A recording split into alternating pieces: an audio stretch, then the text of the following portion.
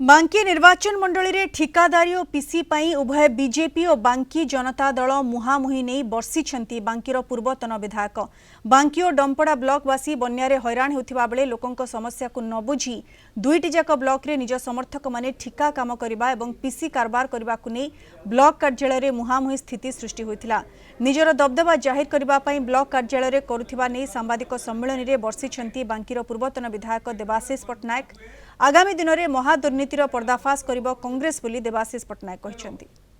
बन्या समय रे रिहाबिलिटेशन रिस्टोरेशन रिलीफ रो आवश्यकता थिला बेले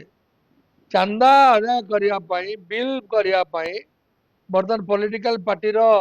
बड़ पंडा माने ये ब्लॉक से जो चेयरमैन माने भी पार्टी होउचंती से चलची धंदा तेणु चोरी करवा एवं चोरंकर आड्डा स्थली मान पालिटिचे दिटाक ब्लॉक केते कोटी टंका दुर्नीति होती जदि गोटे भल अडिट ताले बाहरी जीव कौन केमती अडिट करा स्पॉट रे जो जगह काम हो काम बिल किए कर मत खबर अच्छी कौन